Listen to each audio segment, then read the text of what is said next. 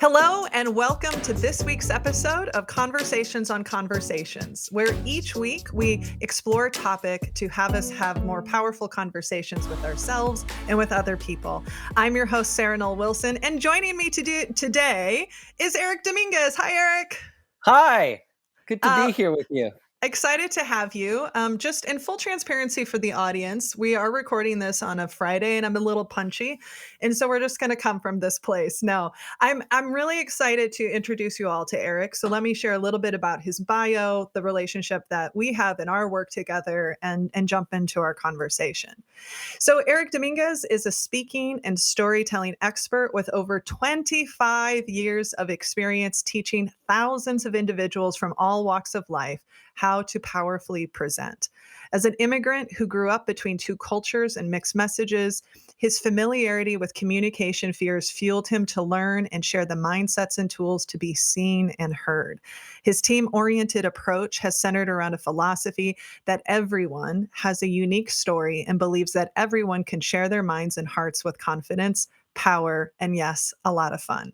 Erik and I met through a mutual friend a while back, and Erik is not only a dear friend of mine, but he is also my speaker coach. I have been on stage for, oh boy, how long? 25 years probably, and realized that there was only so much I could do and help myself in growing. And so I've been working with Erik over the last on and off for the last year. And so I'm so excited for you all to meet and get to love him as much as I do. Erik, what would you like the audience to know about you?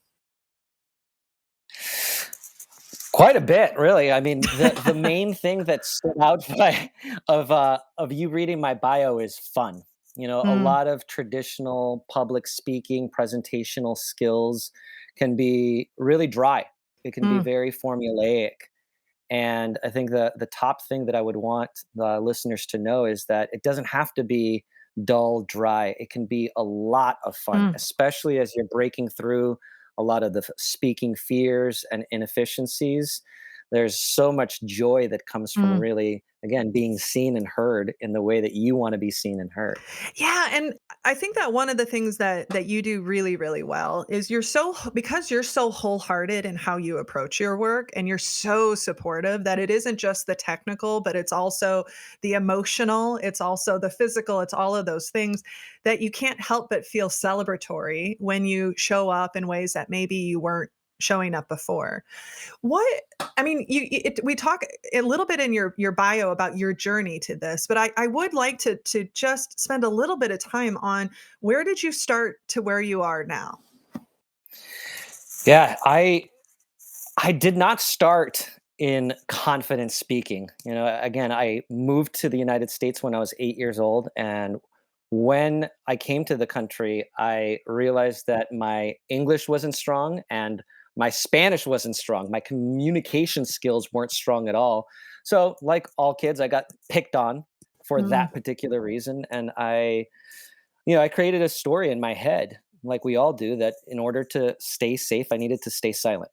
So mm, I mm, just kept myself completely introverted, not by choice. I just knew that that's the best way to avoid getting teased, getting made fun of.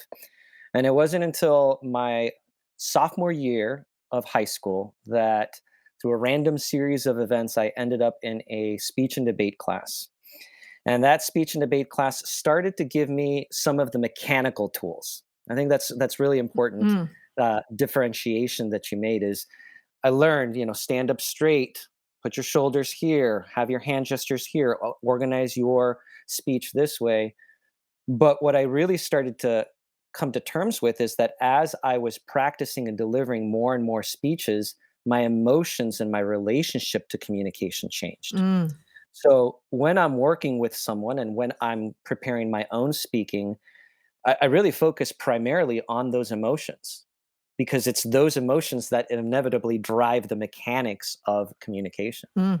I love that. And I mean, there's one thing I want to go back to that I just I don't think I've ever heard you say it in this way is that, that in order to stay safe, you needed to stay silent. And I can't imagine that there aren't people listening to this right now who are maybe thinking about those moments in their own life, right? Of when that was the choice and when that's what needed to happen. And the other thing is to just highlight that, when you can be clear about the emotions, the mechanics come with it. I mean, this is something, and I this isn't intended to be a commercial for Eric, but I'm speaking from personal experience that what I appreciate is that you and I both know through our work and right, my background in training is that there are techniques. There are vocal techniques, there are physical techniques, and but there's not one way to do it. And one of the things that I've appreciated in our work is just this idea of how do we unleash my full self and how I resonate, how I show up with, which sometimes I think is part of, I suspect, one of the many reasons why people can feel very afraid or fearful when they have to communicate or when they have to present something maybe more formalized, is there's this sense of there's a right way and a wrong way. Right, and I know that, like, so many, like, the number 1 fears or top 3 fears people, they say, "Oh, I'd rather, yeah, have a I don't know, something terrible happen to me. I'd rather die than have to," and it's like, well, probably not. But what from your experience, because you've worked with so many people, and so many ages and different stages of their life, what's your sense of why there's such a fear for so many, in public speaking? I think it's a combination of what we're talking about here. First, it's not just that there's a right way and a wrong way. I see that a lot of people hesitate to present anything because they believe that there is a perfect way, Ah, right? And I have a working theory that it's because we consume so many videos that are, videos are great. They're a wonderful medium, but they can be cut, edited, shifted so that anytime I, fumble or whatever the case may be, that can be taken out. So when I consume all of these videos and I see speakers flawlessly, mm, I start to think, well, I have to be flawless. mm, I absolutely have to be flawless. And then the second aspect is again that cookie cutter training. If public speaking and communications and presentational skills were not emotional first, then all you would need to do to create a powerful presentation is type it into Google, follow the outline, follow the 5 steps, and then you're good to go. mm, But that's just not the case, right? When I'm working with one individual, their fears, inefficiencies, desires, joys are going to be very different from the other person. So my role is first to listen. Where are those fears, inefficiencies, joys?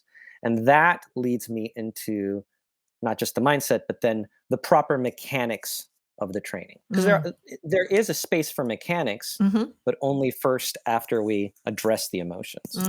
I love so much of that, and that idea of striving for perfection, because failure is, uncomfortable in most situations. Failure in front of people is a whole different ballgame. When I think about my own experience, probably the thing that set me up the most to be willing to experiment on stage, it was my time in improv. Because let me tell Mhm. you, I did a lot of bad improv, and there was a turning point. I won't go into details of the scene. I'll just say that I became a zombie mother and there was an axe involved. And like we were halfway through the scene, we were at this festival and we were bombing. Like we were just bombing. And we all just sort of had this agreement of if we're going down, we're going down in a gloriously horrible way. And that there was a shift for me in that moment of like, you know what? I mean, the failure is gonna happen, and I can, Yeah. fail gloriously, and I can learn from it, and it's also temporary.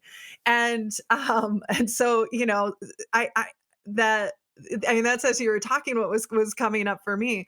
One of the things that I'm curious about is, I don't know that we've talked about this, but, when you think about that idea of needing to be perfect, needing to be flawless, I think that sometimes whether that's presenting, well, I don't think I know. It's, whether that's presenting or whether that's having a difficult conversation, whether that's being in a high stakes conversation, that what I hear from a lot of people in my work, so I don't work from the presentations perspective like you do, is I want to be able to do that without having any discomfort. I want to be able to Mhm. do that without having any adrenaline. And so I'm curious to just get your thoughts on that of what do you hear from people and how are the ways that you help them think differently about that? Because I know for me, I call that my creative tension. Like if I'm not a little like jazzed up or maybe have some nerves, then I don't care enough. Like I haven't done my Right. work, to be like, okay, this matters. So I'm curious to hear your thoughts on that. You nailed it right there. One of the top questions I get is how do I eliminate speaking nerves? And I always tell people, Don't. Like Mm, that's not a thing. It shouldn't be a thing. And you said it right there is if I'm not nervous, then it doesn't matter, mm, right? I'm not nervous ordering my coffee because well, it does matter, but there's ways that I can get coffee otherwise. When I'm on stage, my mind is working overtime because it's mm. receiving so many different stimulus, right? My own body, what am I going to say? What is that person doing? Why is that person on the phone? Why did they just leave? There's just all sorts of different things happening. So I classify it as two different types of nerves.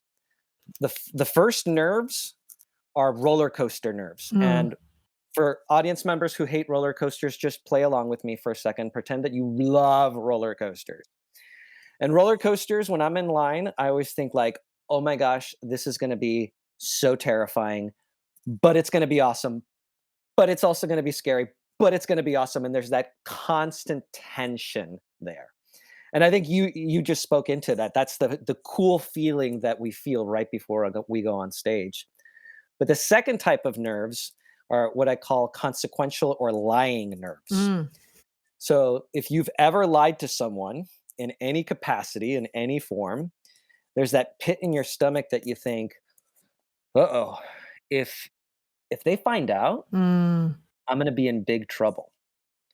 Those are the nerves that we get to minimize and eliminate. mm, And those usually happen from a lot of different sources, primarily lack of preparation, mm. right? People usually feel the most nervous when they're put on the spot, rightfully so.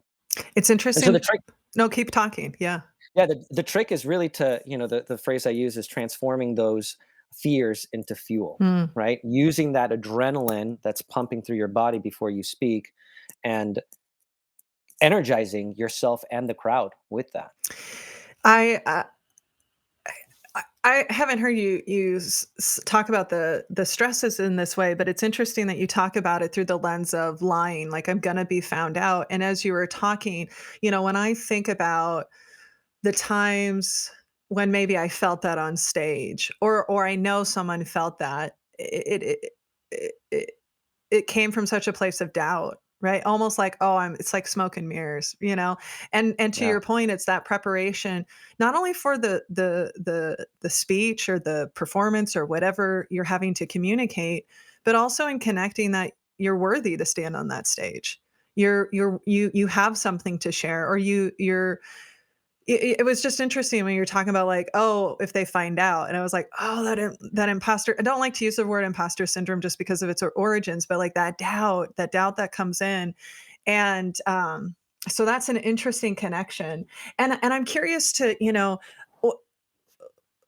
when I first, so obviously I spent many years in theater, right?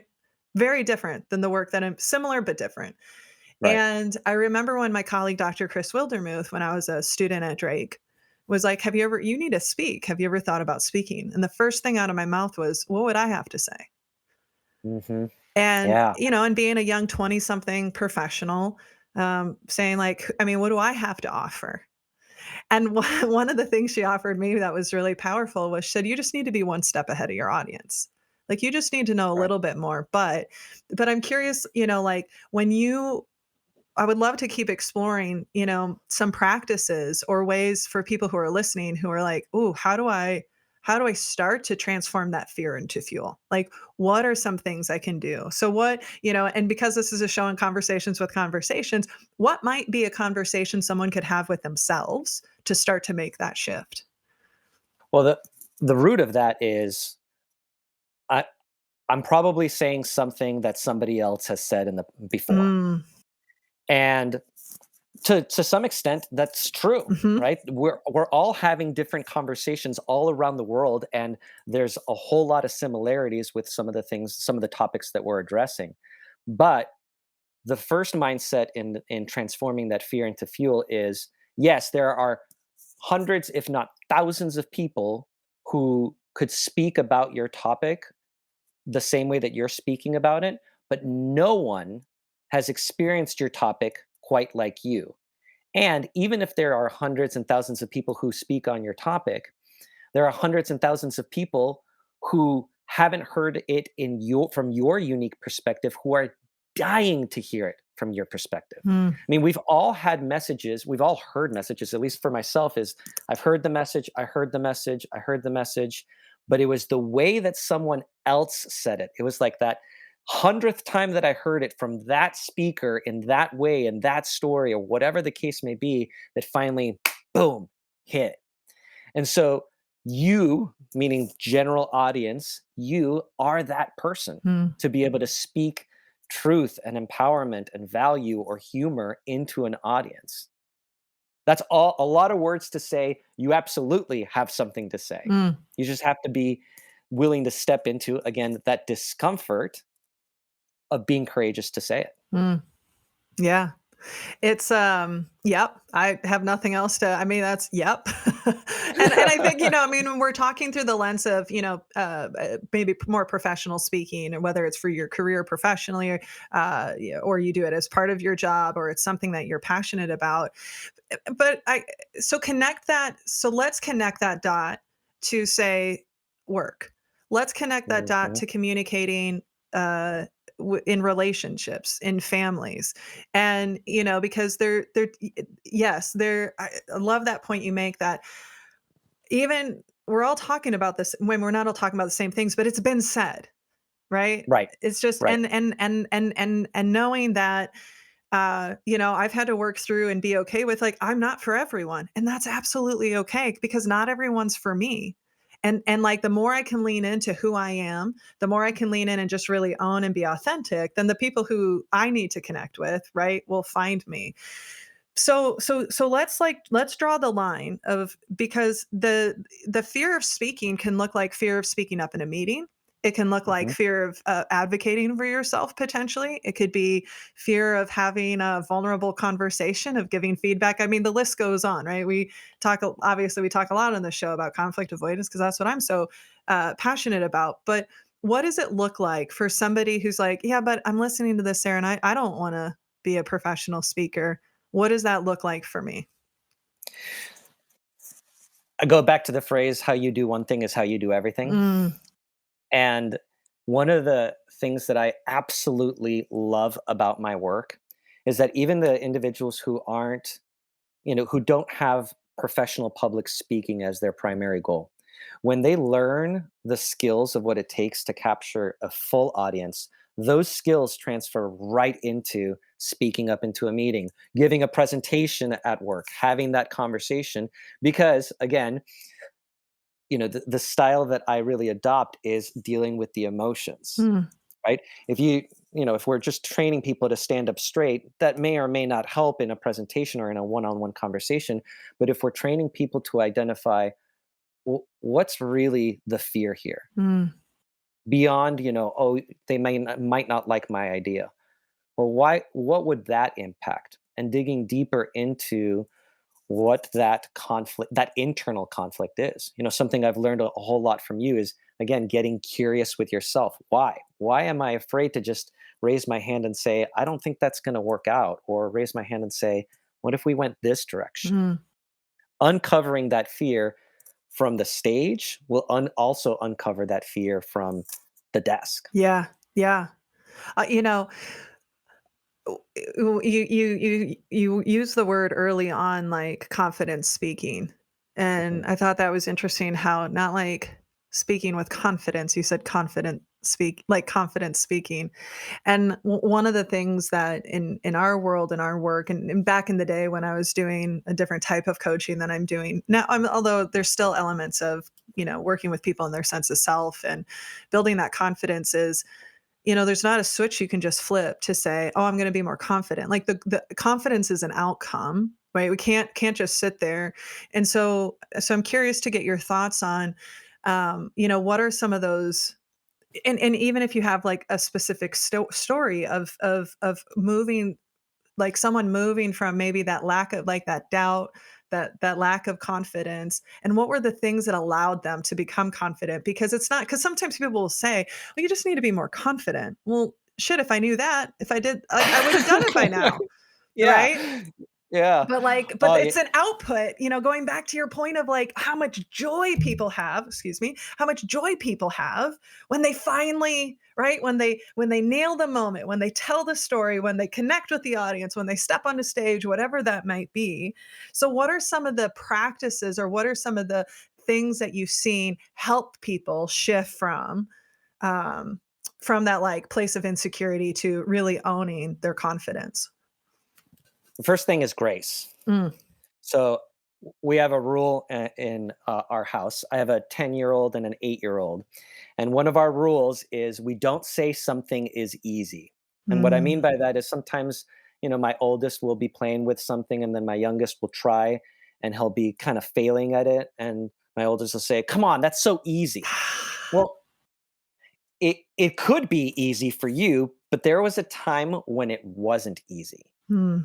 And that's true for all elements, all skills, right? And confidence and talent are a weird thing because in order to be confident, in order to be talented, you first have to be really unconfident and really untalented, right? Okay, wait. Can we just pause there a second? Because that is such a beautiful way of describing it that I've never heard anyone saying in that way. Is like, literally, to get to the point that you want to get to, you have to go through this muck right now, right? Like, it's the whole, Yeah. you know what you don't, you don't know what you don't know, you know what you don't know, right? Like that whole step. But I've never heard anyone say it like that. That literally, to build confidence, you have to go through a period of not knowing, like not being confident and not being talented.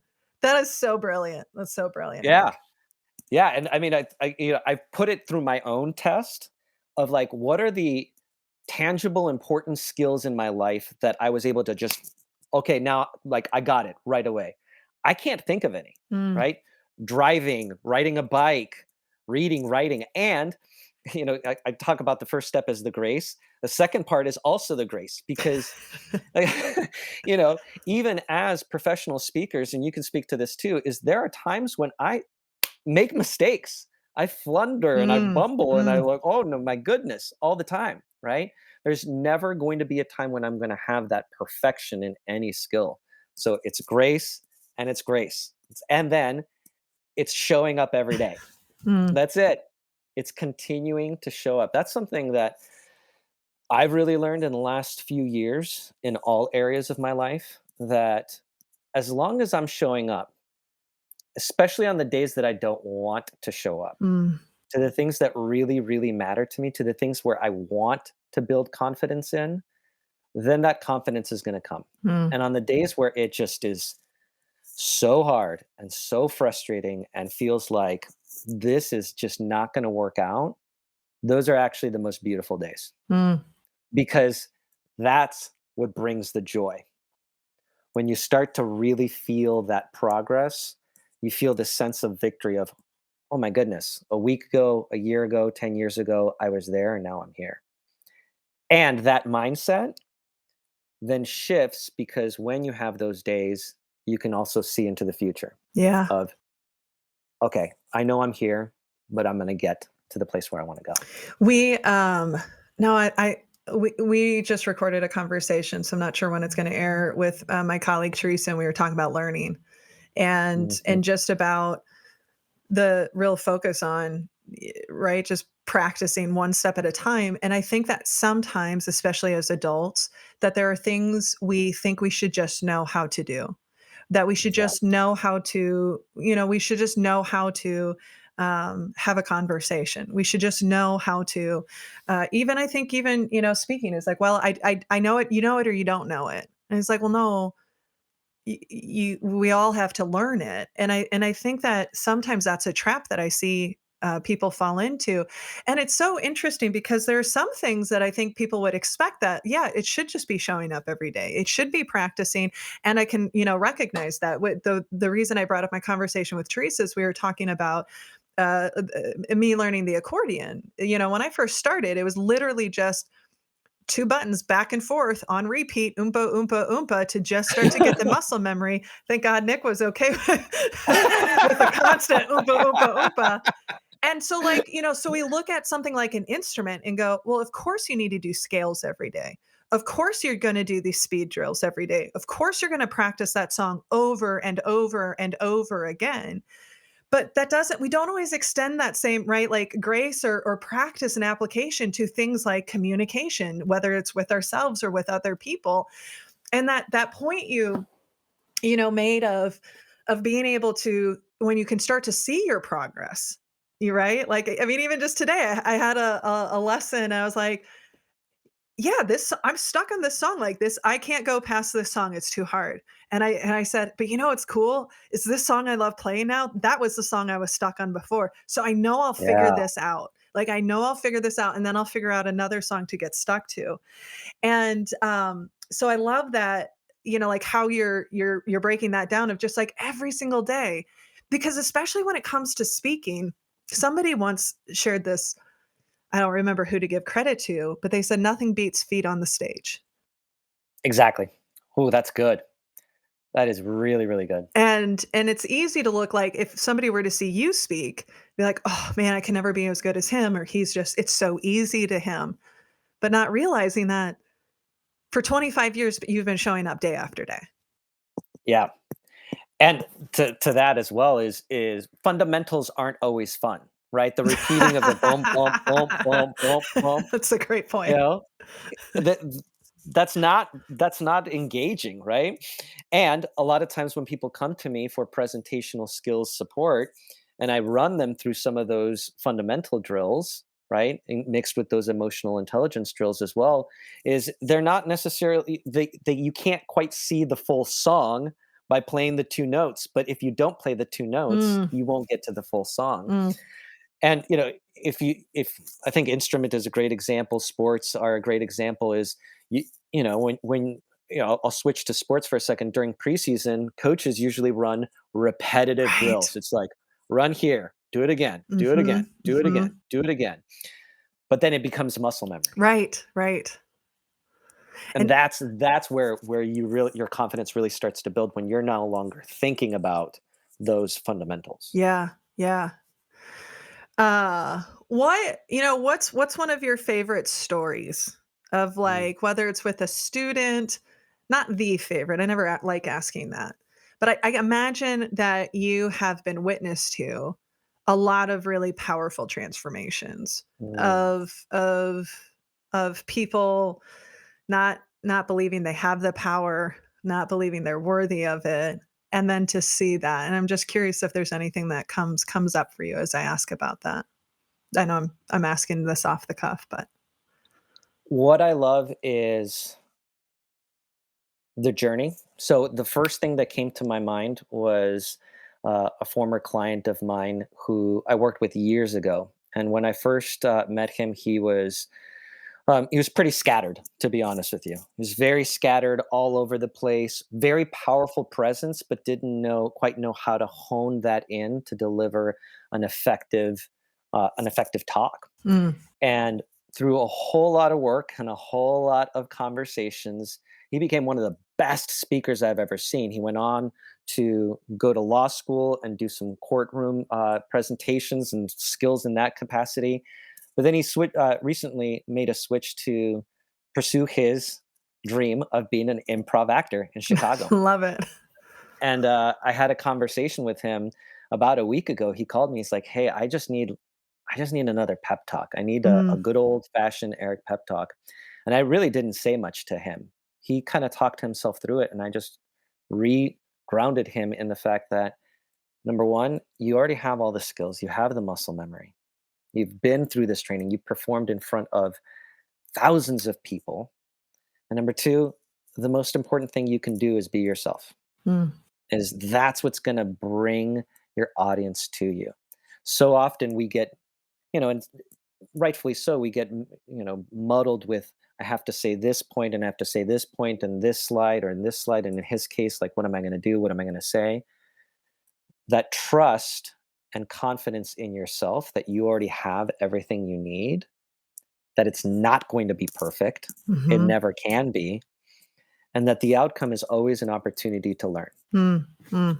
That journey is what gets me through some of my speaking anxieties, but also continues to motivate me and inspire me. So that conversation recently really reminded me why I do what I do. Mm.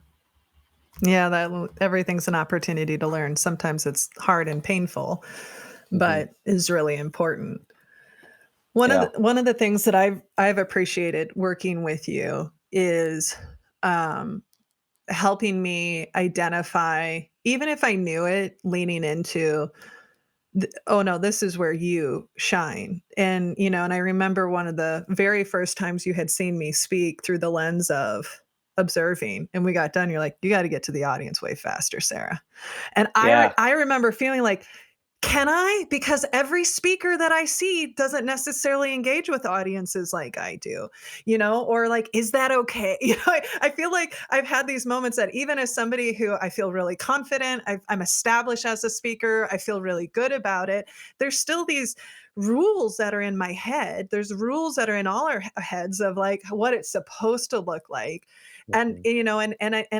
identifying that, like, no, this for you, like, we actually gotta get you into the audience way faster, and that was such a gift you gave me of a couple of things because I had been through I've been through a lot of public speaking trainings.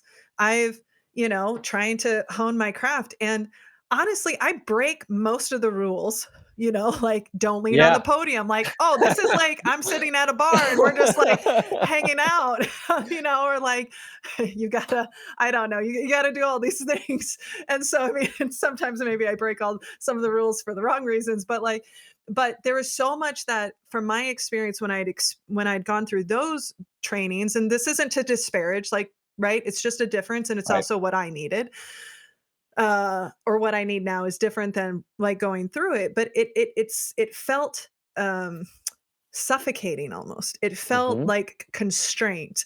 And I know for me, it's kind of like don't put baby in the corner. Like don't put Right. parameters on Sarah. Like help me bring my message out in the best way.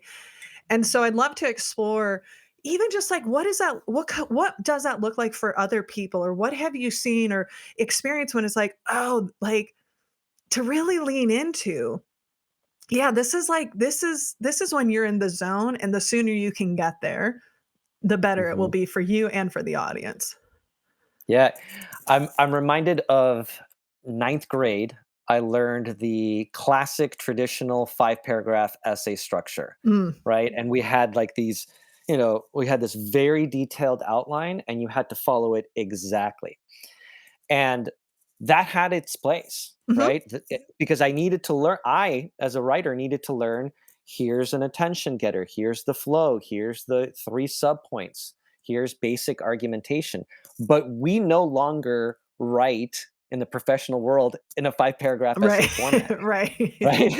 I haven't written a 5 paragraph essay in a very, very long time. And it's the same with speaking, is that, yeah, those fundamental skills are needed, right? We still adapt to those. But what is unique about you as a speaker that you get to showcase? Mm, I love how you said it. Don't put baby in the corner. There, everyone's going to have their own unique flair, their own unique personality. And I think a lot of times people get nervous because they try to follow the rules. yeah, And so, okay, I got to stand up straight. I got to have a 82, slides on my PowerPoint, and I have to just be very stern and quiet, or whatever the case may be.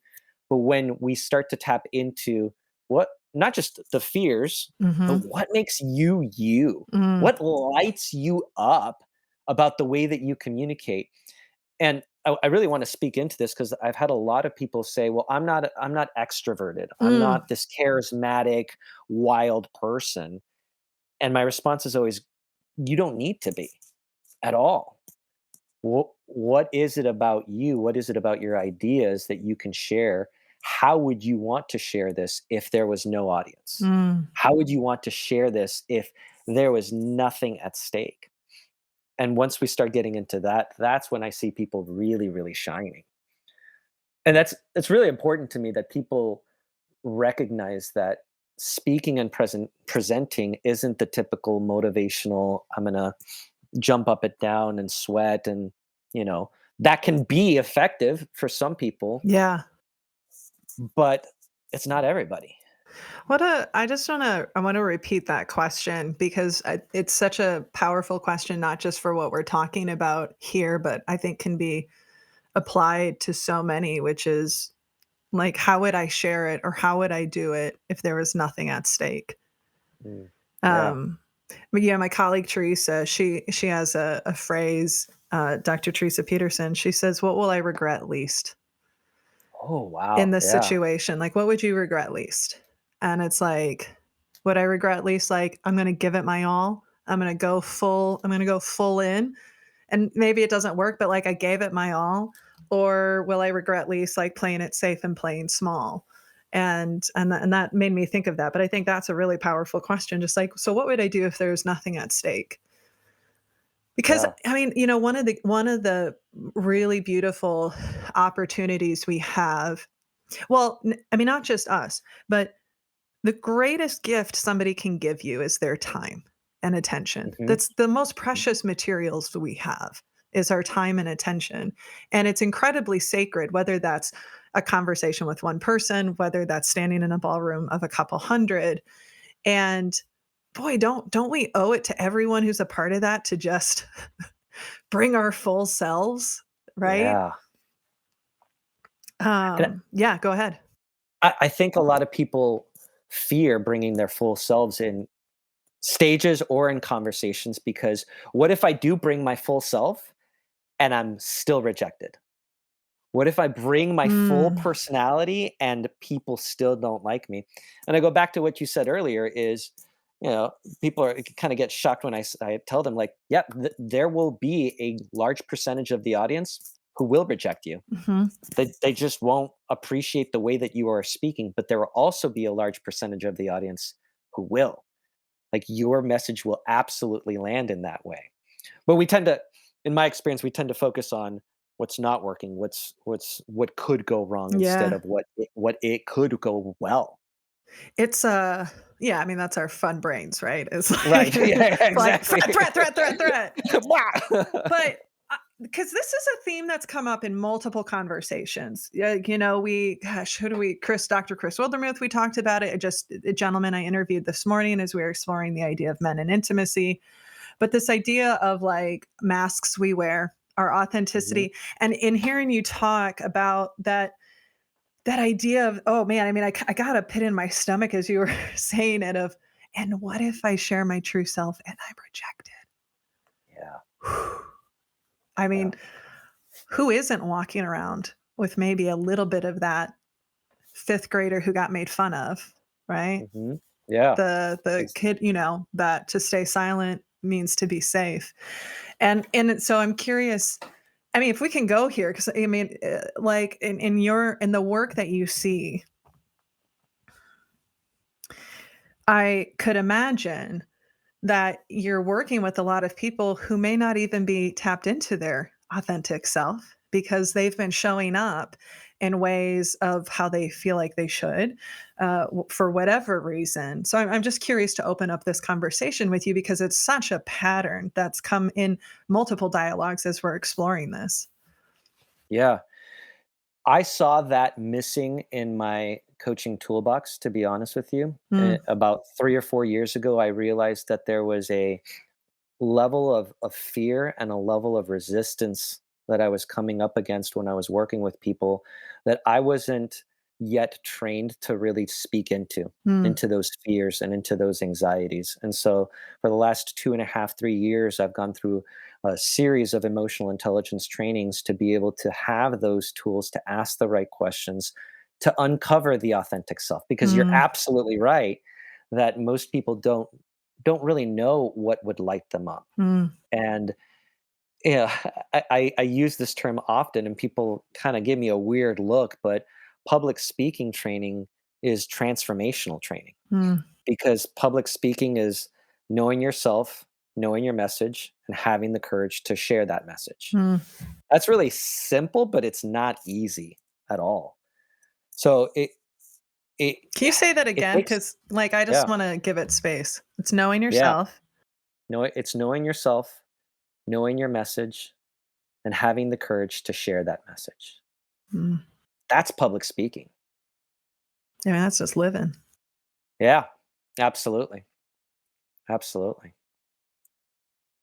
And it's scary, right? I know that through my own emotional intelligence work, through my own therapy, through my own self-exploration, I didn't wanna see what I saw Mm, in uncovering my authentic self. That's why I hid it. I didn't wanna recognize that I had, this flaw or this flaw. And the more I addressed it, the more my authentic self came out. mm. Yeah, it's I mean, I it's no, keep talking. I love I this. I'm a much better speaker now than I was years ago because of the deep emotional work that I've done for myself, with myself, through the support of others. Yeah. It's, the I think it's why everyone knows they know what self-awareness is, but not so very few people are regularly practicing it, or there's an opportunity for more. And it's one of the things I always think about with self-awareness is that, like, we need the courage to ask the question and we need the courage to listen to the answers.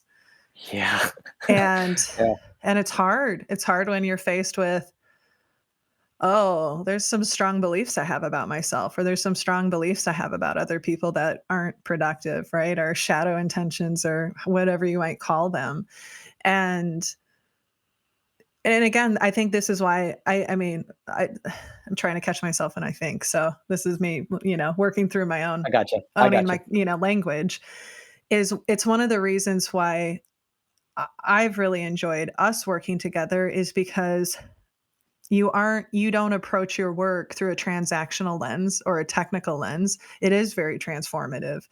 And that idea of, you recognizing that as you've been on your journey to show up as your true self, you're even more powerful, right? It's Mm, even more mhm. resonant because your light is even brighter. And boy, does that apply to every part of our lives, because I've seen that in my work, whether that's me on stage, whether that's me with my husband, whether that's me with my nieces and nephews, my nibblings, whether that's the person at Target, who's Yeah. checking me out. And I'm like, how are you doing really? Right. Because, like, and there's such a, yeah, it's again, I just go back to it's like we're all worthy of the investment. Uh, Oh, yes. to be seen and to be heard, and I love that language, and to have the courage to share your message is so powerful, but like you said, it's simple, not easy, you know? Very, yeah, very simple, absolutely not easy. Absolutely not easy. And, you know, again, looking at ourselves can be very, very difficult. Mm. And getting feedback, it can also be very Oh, yeah, difficult. can we talk okay, like, let's okay, because I feel like I mean, we could definitely approach this conversation like, okay, how do we prepare? What are the techniques we can do? And we can talk about Right. that. But I'm really glad you brought up feedback, because again, our brains are wired for it will just focus on the 2 people or the 20 or whatever it is, Mhm. right? That you're just like, I was rejected by them. And, like, there are times when I mean, because as speakers, we get feedback all the time. And Yeah. it's interesting. I can't tell you how many times I've had a meeting planner or a client, when I asked for it, said, "No, I want it all. I want the comments." They're like, "Oh, you sure? Like, we can remove." I was like, "Why would you remove the hard stuff? That's really valuable for me. Whether I keep it or not, it's valuable for me." And they're like, "Oh, we just work with a lot of speakers who don't want that." And I was like, "Wait, what?" like, Really? what? Yeah, I've had 3 different people go like, well, do you want it? I mean, most of the people we work with are just like, I mean, unless it's really good, I don't want it. Wow, that's unfortunate. That's really unfortunate. Incredibly unfortunate. Right, right.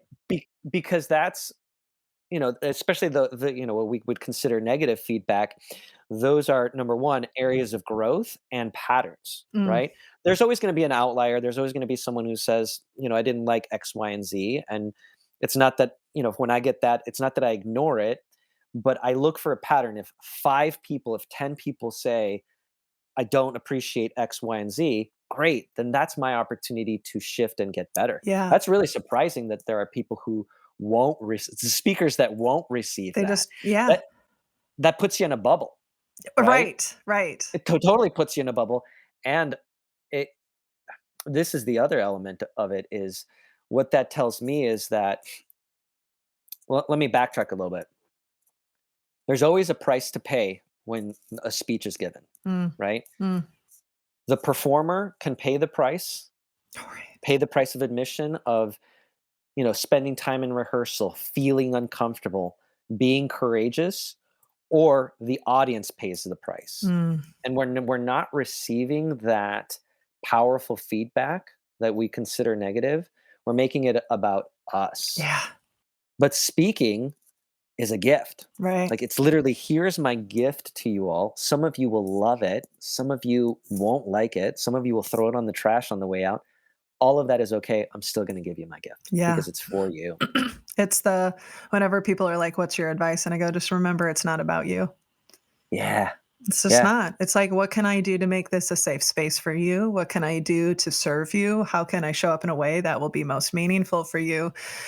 And going back to the feedback, I know for me, there are times when it stings and I'm human and Oh, you yeah. know, and Nick does a really good job of and don't forget that there's 299 other people who said amazing things because our brain is just wired to focus on that threat. Where more brain is more likely to protect us from pain than it is to lean into pleasure. And so sometimes you have to just sit with that and process that. And it's not, I mean, even doing it all these years, I'm sure there are still times you're like, ooh, that one, Yep. okay.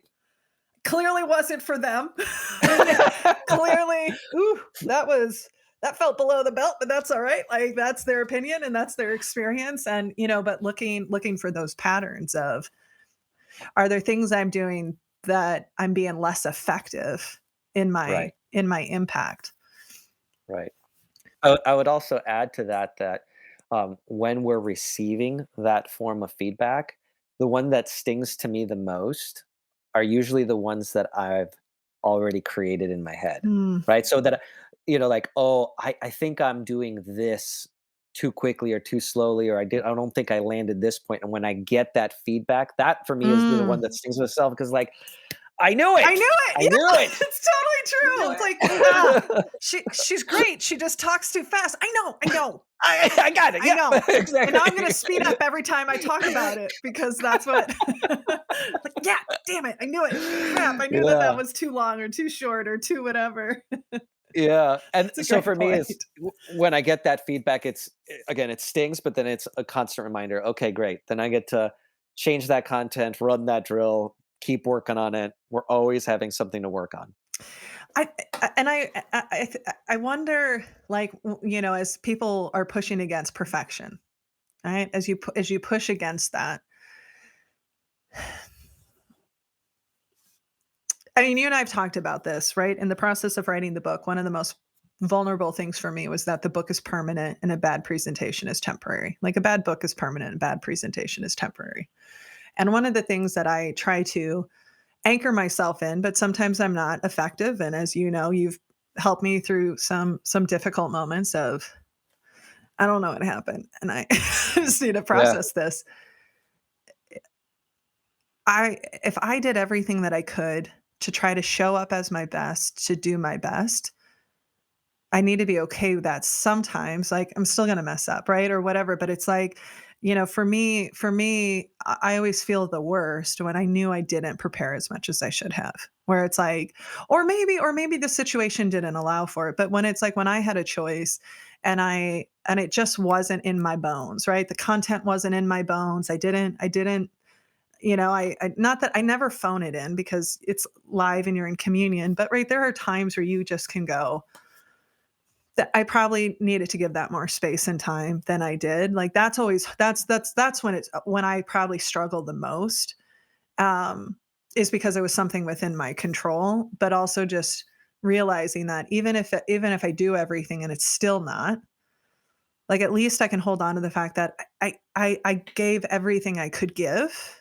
And now I'm Mhm. going to learn and figure out how to keep tweaking and adjusting or showing up differently or whatever that might look like.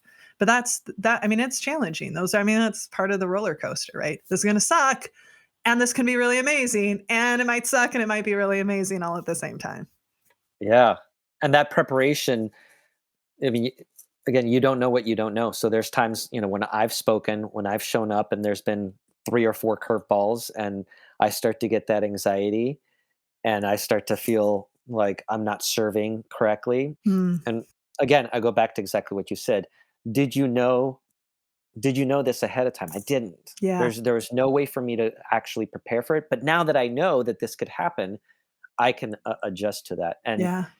the, even when a talk doesn't go well, and even when I feel like there's something that I could have landed better, again, you nailed it. Did I rehearse? Did I prepare? Did I think through? Did I set myself up for the greatest success, not just for me, but for the audience?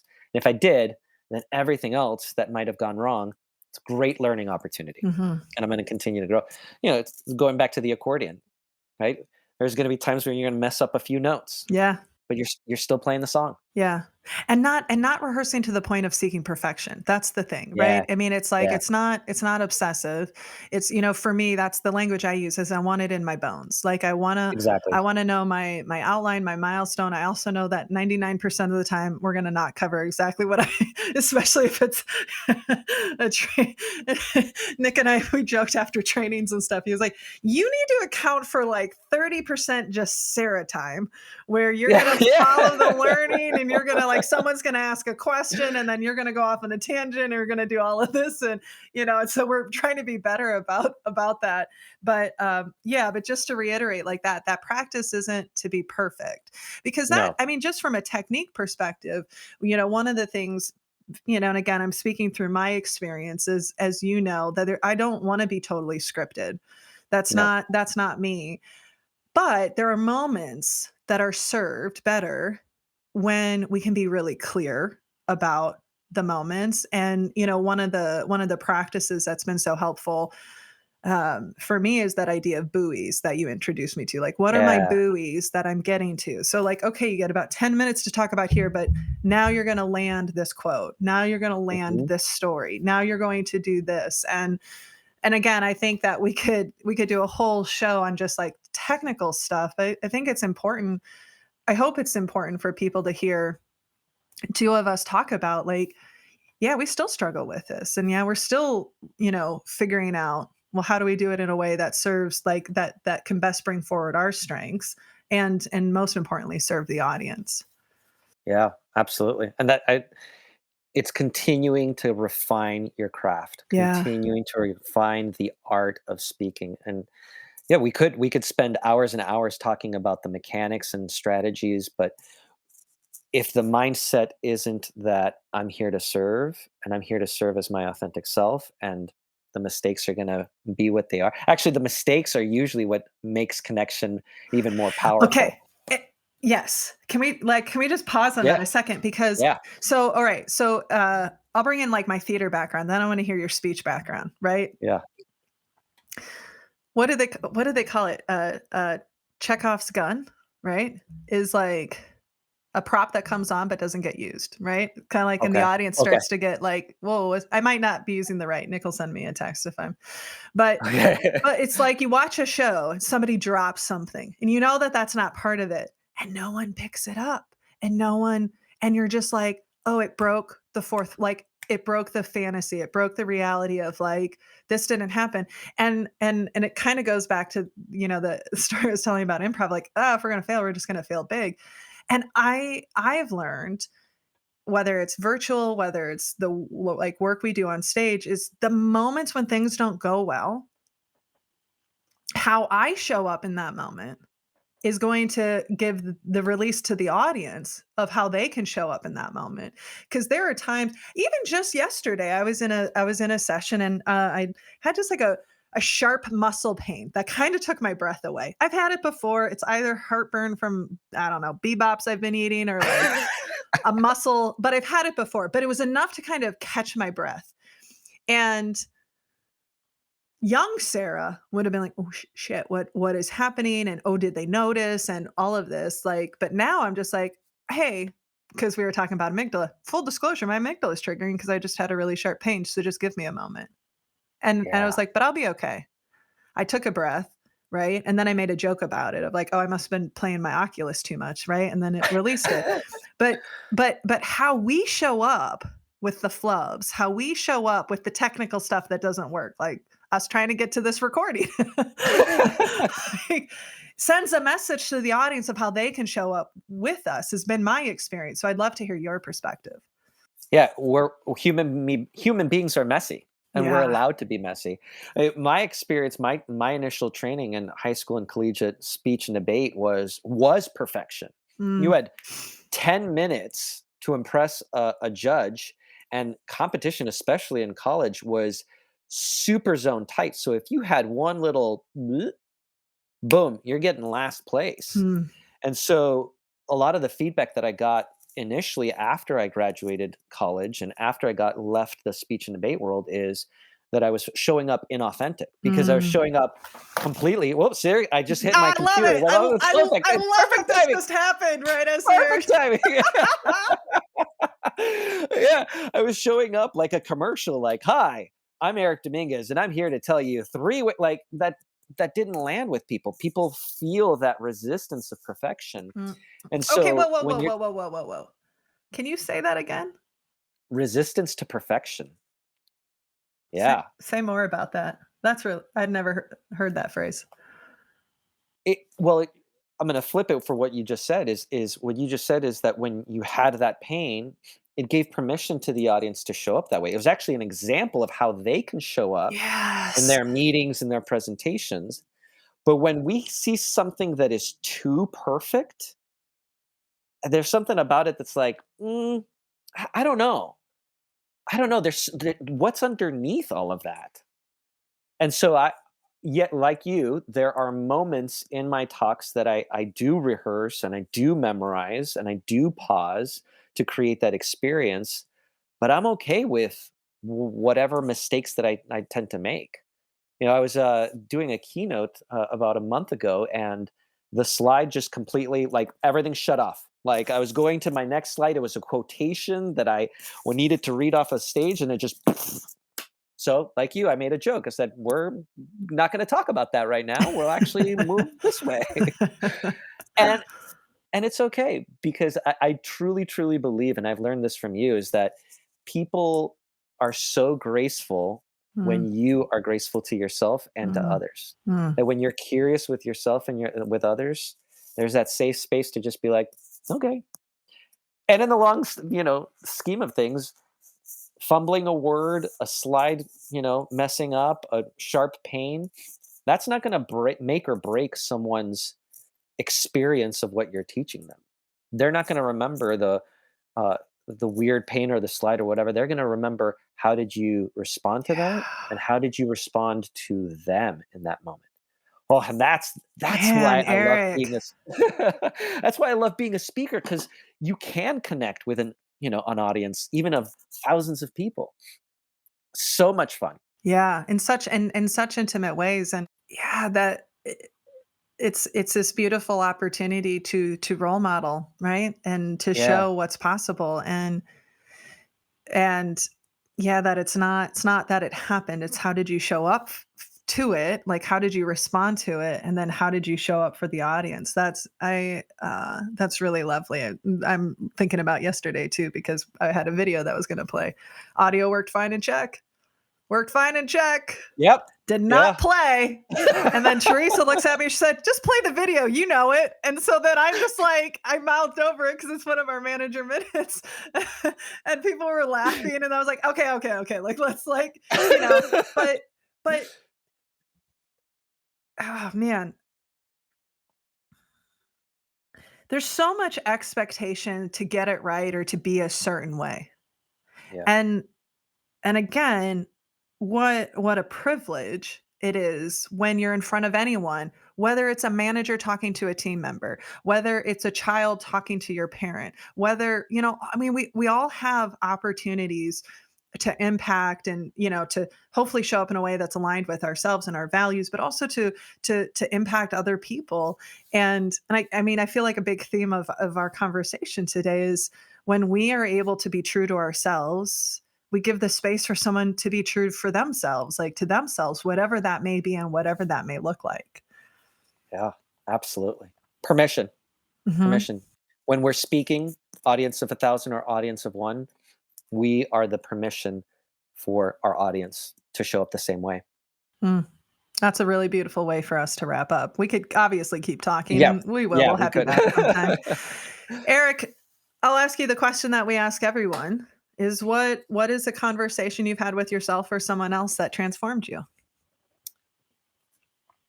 And you It is the share as much or as little as you want. absolutely. It's a question that was posed to me about 2 or 3 years ago, that I often pose to others is, "Are you willing to give up who you are to become the person you wanna be?" Mm, And what that means to me is, are you will am I willing to let go of my old habits, my old securities, my old routines so that I can achieve my goals? And the answer is always yes, with a whole lot of discomfort. mm, Knowing that when I say yes, it's going to be uncomfortable and it's going to be worth it. And it's the same when I ask that of my clients is, are you willing to let this go? Are you willing to confront this? Are you willing to set this free, however the context is, so that you can get to that confidence, that power, that joy? mm. Beautiful. Eric, you're a treat. But before I You say are too. goodbye, I mean, I just feel like we just had a chat and people just get to, you know, Yeah, we can yeah, talk about this stuff all the time. forever, yeah. Um, People who are listening to this, what's the, you know, who are thinking, I might be interested in working with him for myself, or maybe this is somebody we can bring into our team, or you know, whatever it might look like. What's the best way for people to connect with you? Best way is through my website, which is speakupstories.com. And then I'm also on all of the social media platforms, Erik J. Dominguez. So Perfect. find me, connect with me. Would love to chat. Awesome. And we'll be sure to add those to the show notes. Eric, thank you so much for being Thank you. you. Thank you Thank for you. changing your shirt. Thank you for no, no. In all seriousness, I'm so grateful that we were able to have this conversation, and I'm just so grateful to, um, you know, when you've been doing something as long as I've been speaking, and I know I don't have it all figured out by any means, but it's so nice to have somebody walking alongside me and who at times can walk out in front of me. And so just thank you, my friend, for all the impact that you've had on me and the ripple effect you have on the people we get to work with. So thank you. Thank you. And likewise, just such an honor to be shoulder to shoulder with you. Our guest this week has been Erik Dominguez, and if you take one of the things that I'm going to hold on to and chew on was that point we were exploring, which was that resistance to perfection. I've never heard that phrased in that way, and I know that I've felt that. And it's interesting, something for me to think about as we're working with our audiences. So thank you all for joining us. We want to hear from you. Let us know what resonated, what you're thinking, doing, being different as a result of our time together. You can reach out to us at podcast@sarahnollwilson.com. We would really love to hear from you. Or you can find me on social media where my DMs are always open. If you'd like to find out more about our work and how we can help you and your team have conversations that matter, check us out at sarahnollwilson.com. You can also pick up a copy of my latest book, Don't Feed the Elephants, wherever books are sold. And if you would like to support the show, there's two ways you can do that. Consider becoming a patron. Visit patreon.com/conversations on conversations, where not only your financial support will continue to sustain this podcast, you'll get access to some pretty great additional information. And if you haven't already, please make sure that you subscribe and rate and review the show. You can do this on iTunes, Spotify, other podcast platforms. This helps us get the word out and continue to bring on amazing guests like Erik. Always love to our incredible team who makes this podcast possible, to our producer, Nick Wilson, our sound editor, Drew Noll, transcriptionist, Olivia Reinert, and marketing consultant, Caitlin Summit Nelson, and the rest of the Snow Code crew. And a final thanks to Erik Dominguez with Speak Up Stories. This has been Conversations on Conversations. Thank you for listening, and remember that when we can change the conversations we have with ourselves and with others, we can change the world. So take care, everyone. Please make sure that you rest and rehydrate, and we'll see you again soon. Bye.